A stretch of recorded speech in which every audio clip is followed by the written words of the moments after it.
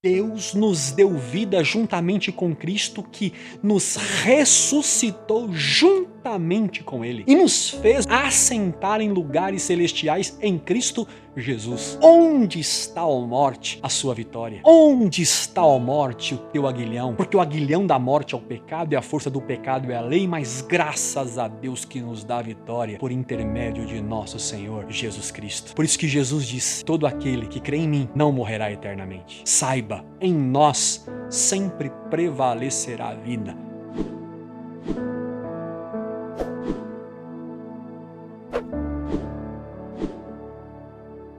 Nós estamos na série Os 7 Milagres do Evangelho de João e hoje nós falaremos sobre o último milagre do Evangelho, que é a ressurreição de Lázaro. Como a narrativa do Evangelho de João, capítulo 11, é um pouco extensa, eu queria apenas ler com vocês alguns trechos que eu separei, tá bom? Mas eu recomendo que depois aqui do nosso encontro você leia com calma o capítulo 10 e o capítulo 11 de João, que é o contexto daquilo que nós vamos tratar e vamos conversar hoje aqui, tá bom? Então, vamos ler alguns trechos do capítulo 11 de João juntos aqui, essa narrativa, a narrativa da ressurreição de Lázaro. Então vamos juntos ler? O texto diz assim: havia um homem chamado Lázaro, que era de Betânia, do povoado de Maria e de sua irmã Marta. E aconteceu que Lázaro ficou doente. Maria, sua irmã, era a mesma que derramara o perfume sobre o Senhor e lhe enxugara os pés com os cabelos. Então as irmãs de Lázaro mandaram dizer a Jesus: Senhor, aquele a quem amas está doente. Ao ouvir isto, Jesus disse: essa doença não é para acabar em morte, ou não acabará em morte. Essa doença é para a glória de Deus, para que o Filho de Deus seja glorificado por meio dela. Jesus amava a Marta, a irmã dela, e a Lázaro. No entanto, quando ouviu falar que Lázaro estava doente, ficou mais 2 dias onde estava. Depois disse aos seus discípulos: vamos voltar para a Judéia.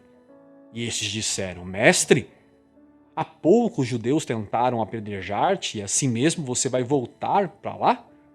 Jesus respondeu: o dia não tem 12 horas? Quem anda de dia não tropeça, pois vê a luz deste mundo. Quando anda de noite, tropeça, pois nele não há luz. Depois de dizer isso, prosseguiu dizendo-lhes: nosso amigo Lázaro adormeceu, mas vou até lá, para acordá-lo. Seus discípulos responderam: Senhor, se ele dorme, vai melhorar. Jesus tinha falado de sua morte, mas os seus discípulos pensaram que ele estava falando simplesmente do sono. Então lhes disse claramente: Lázaro morreu. Quando Marta ouviu que Jesus estava chegando, foi encontrá-lo, mas Maria ficou lá em casa. Disse Marta a Jesus: Senhor, se estivesses aqui, meu irmão não teria morrido. Mas sei que, mesmo agora, Deus te dará tudo o que pedires. Disse-lhe Jesus: seu irmão vai ressuscitar. Marta respondeu: eu sei que ele vai ressuscitar na ressurreição, no último dia. Disse-lhe Jesus: eu sou a ressurreição e a vida. Aquele que crê em mim, ainda que morra, viverá. E quem vive e crê em mim, não morrerá eternamente. Você crê nisso? Depois de dizer isso, Jesus bradou em alta voz: Lázaro, vem para fora.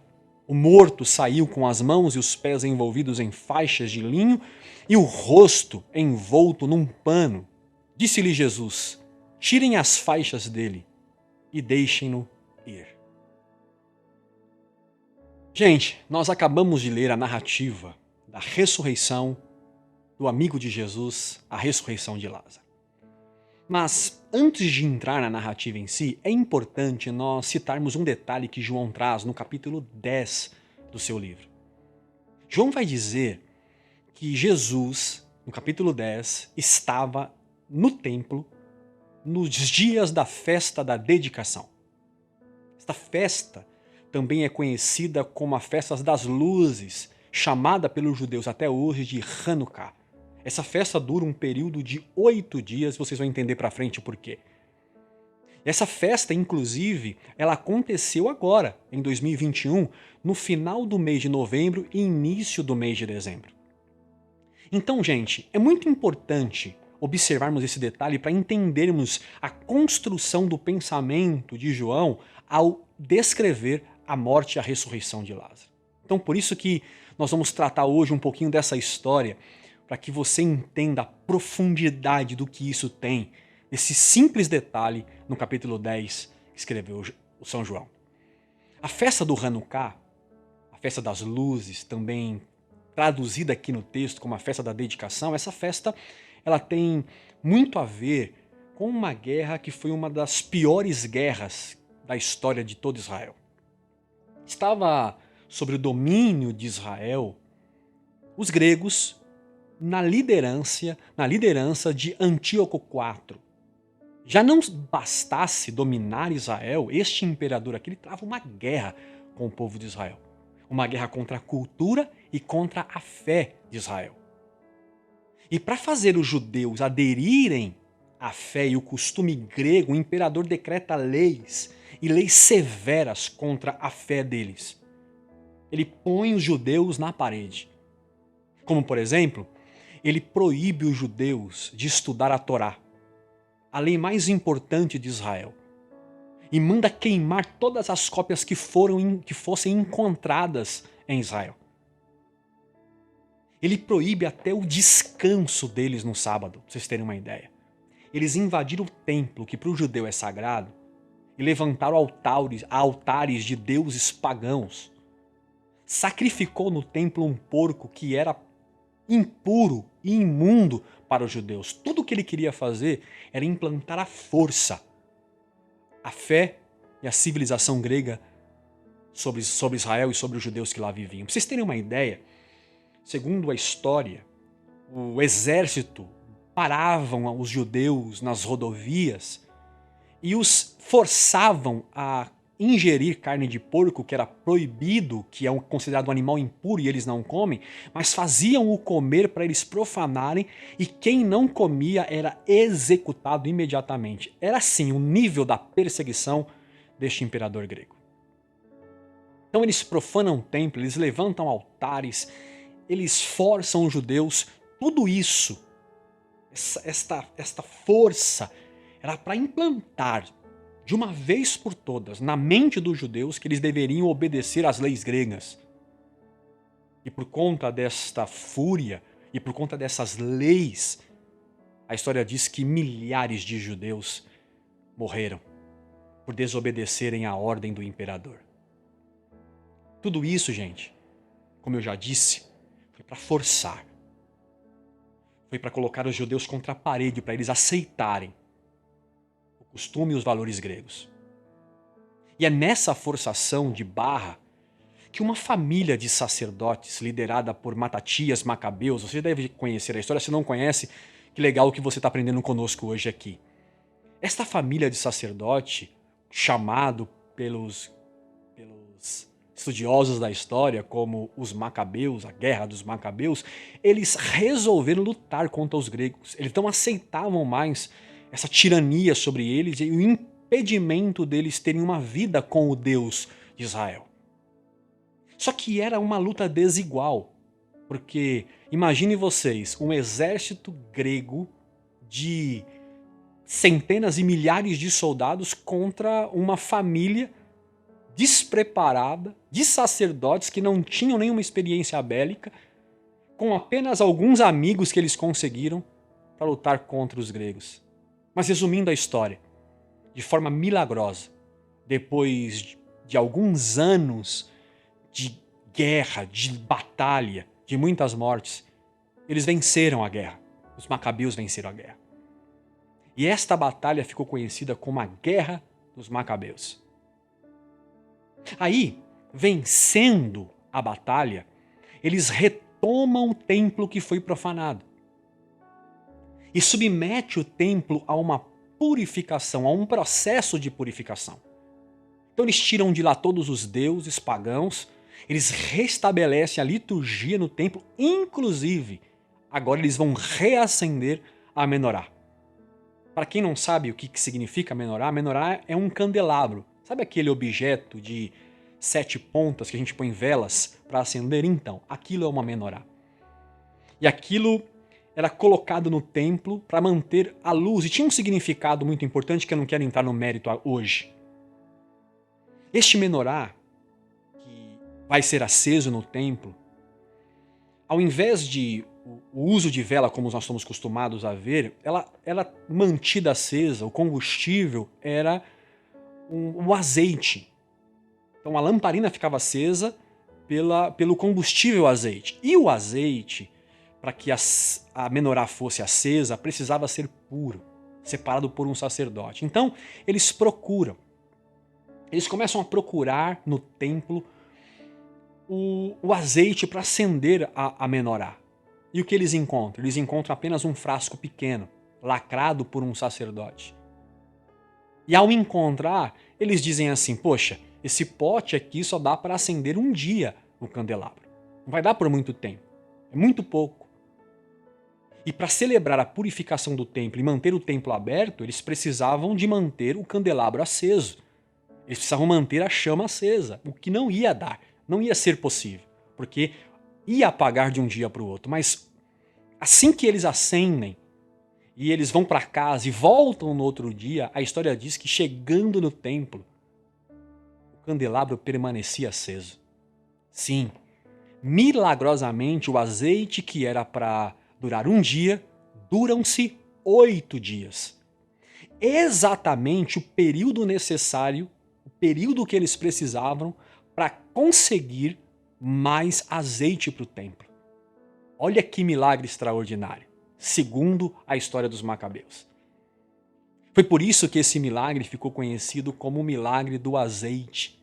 E daí nasceu a festa das luzes, agora a festa da dedicação, como registrado aqui, em João capítulo 10, o verso de número 22 precisamente. Então, precisamos entender o contexto. E entendendo esse contexto todo que lemos aqui, nós vamos entendendo a construção da narrativa de João. Porque vocês acham que João contou essa história aqui, que Jesus estava no templo no dia da dedicação, por mero acaso? Você acha que está aqui por coincidência, junto na construção da narrativa da morte e ressurreição de Lázaro? Não.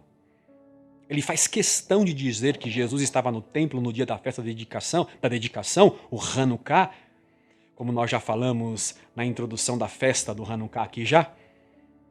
Ou seja, lembrando, a festa do Hanukkah era uma celebração. Que celebração era esta que Jesus estava ali? A festa da dedicação. A celebração era devido à purificação do templo, porque eles tiraram os altares, tiraram de lá os deuses pagãos, e também pelo milagre do azeite da menorá, que durou 8 dias, sendo que naturalmente duraria apenas um dia.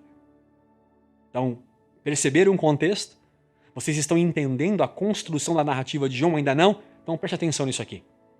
Após Lázaro morrer, Jesus avisa os seus discípulos que eles iriam para a Judéia. Jesus demora 2 dias, onde estava, mas diz, nós vamos para a Judéia. Aí os discípulos dizem assim, Jesus, mestre, os judeus queriam te matar e você vai voltar para lá? Tá ficando doido?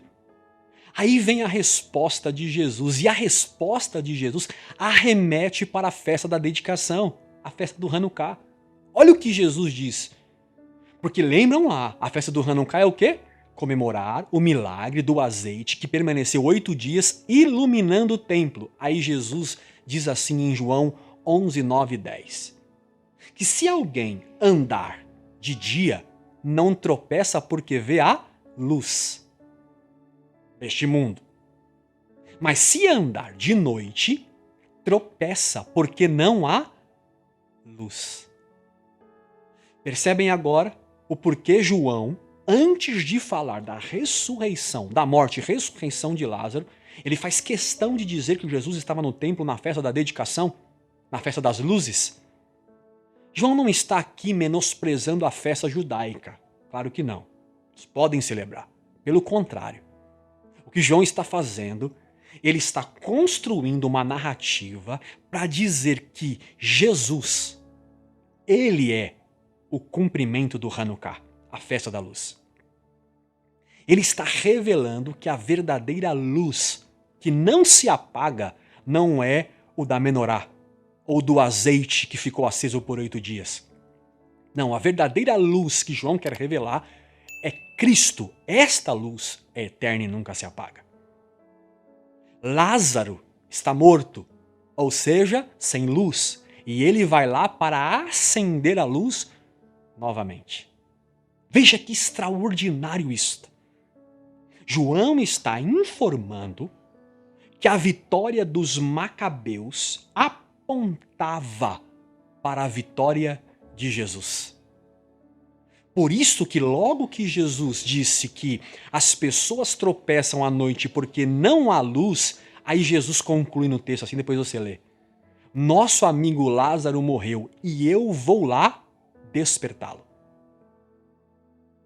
O capítulo 10 e 11 de João é a construção de uma ideia, gente. Não podemos ler um descartando o outro, precisamos seguir a ideia de João. A festa da dedicação, a celebração, a purificação do templo, não é a purificação do templo de pedras em si. Esse texto é o convite de João para passarmos a celebrar a purificação do templo de carne. Por isso que a narrativa precisa de um morto, de um defunto aqui. É por isso que João conta o Lázaro que morreu.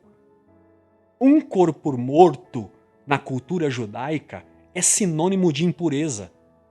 E para tocar num corpo, só para vocês terem uma ideia, era necessário todo um processo de purificação para não se contaminar. Você encontra esta lei aí, lá em Números, no capítulo de número 19. Vocês estão percebendo o paralelo do texto de João com o contexto que ele está tentando contar?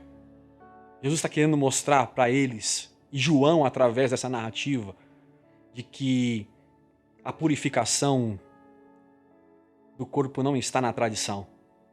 João está dizendo para nós que Jesus é o templo purificado e que Jesus tem o poder, a autoridade de purificar, de tornar a dar vida a quem crê no seu nome.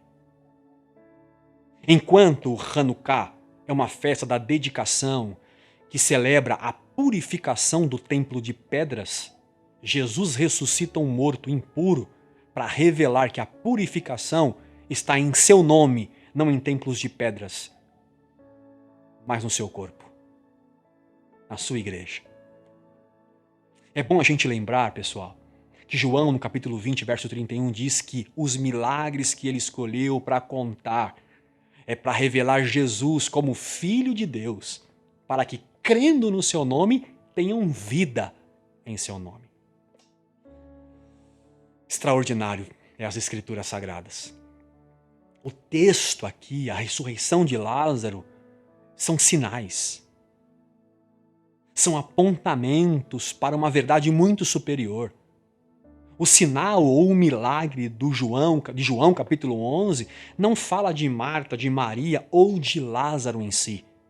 Não fala da ressurreição de um morto que estava há 4 dias dentro de uma caverna, lacrado por uma pedra.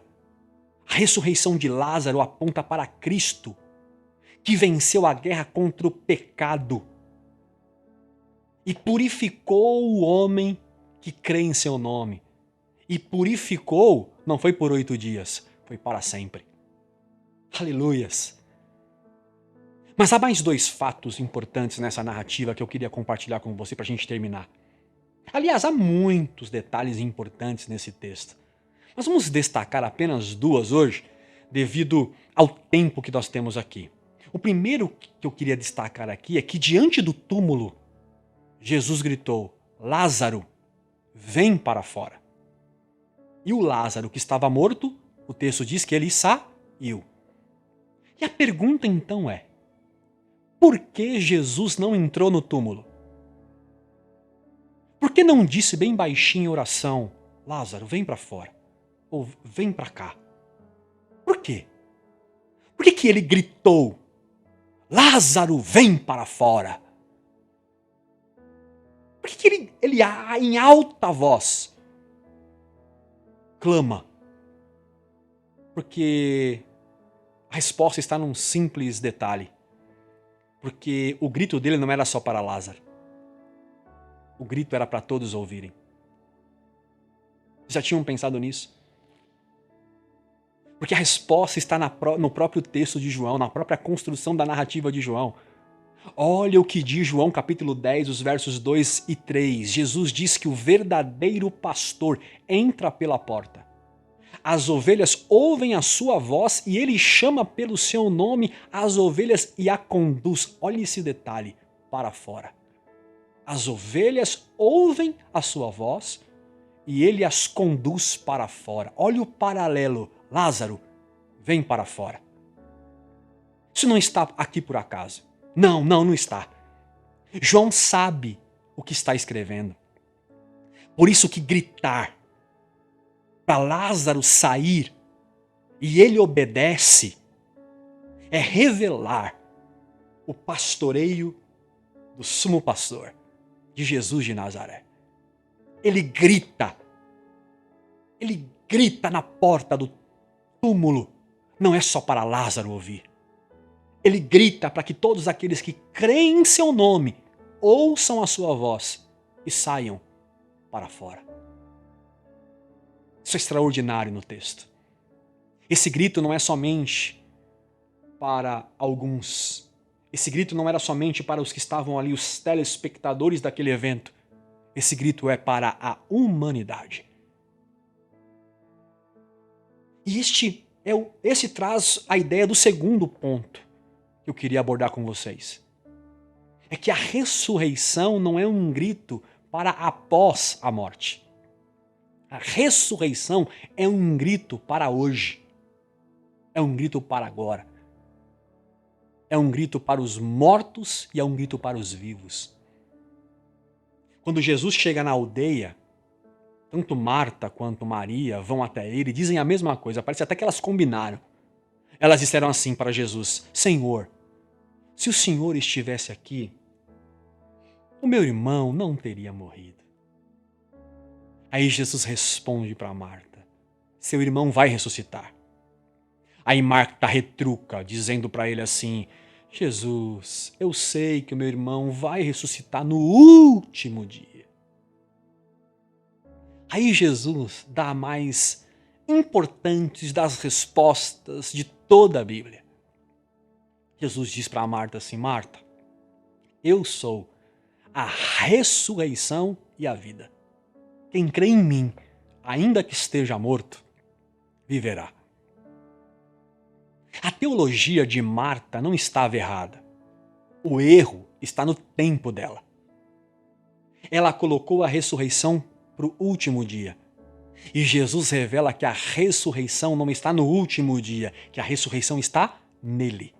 A ressurreição não está num dia, a ressurreição está numa pessoa, Jesus Cristo. Aquele que crê em mim, Marta, porque eu sou a ressurreição e a vida.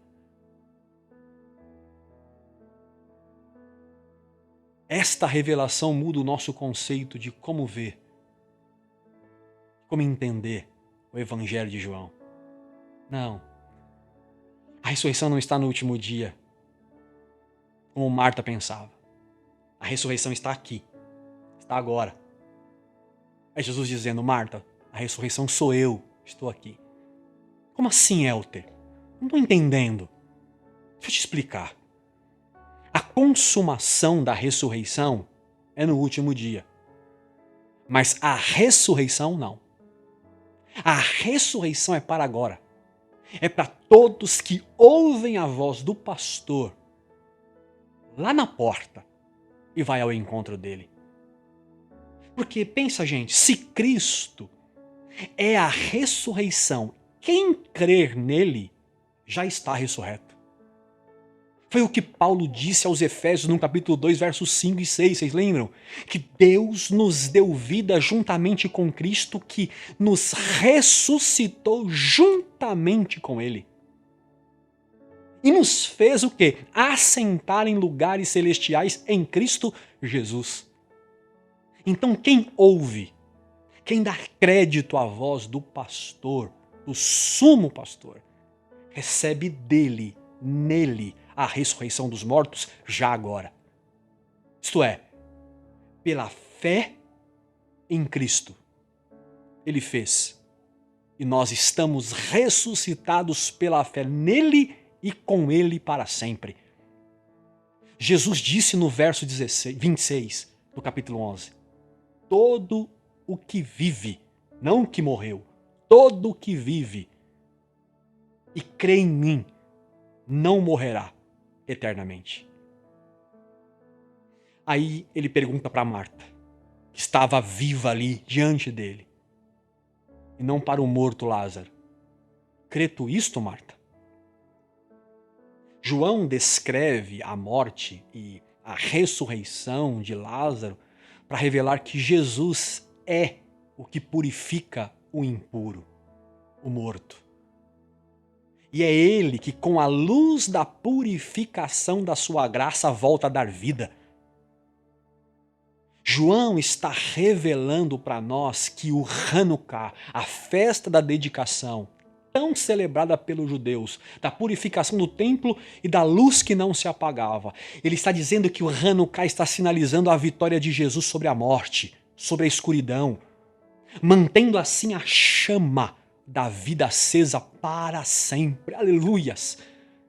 Que contexto extraordinário!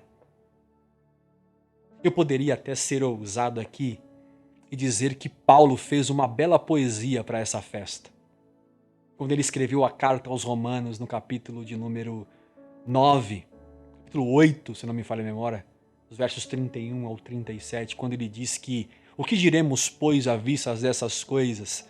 Se Deus é por nós, quem será contra nós? Aquele que não poupou seu próprio filho, antes por nós entregou, não daria juntamente com ele a graça de todas as coisas? Quem fará alguma coisa contra os eleitos de Deus? É Deus quem os justifica. Quem os condenará se foi Cristo Jesus que morreu e ressuscitou e está à direita de Deus e também intercede por nós?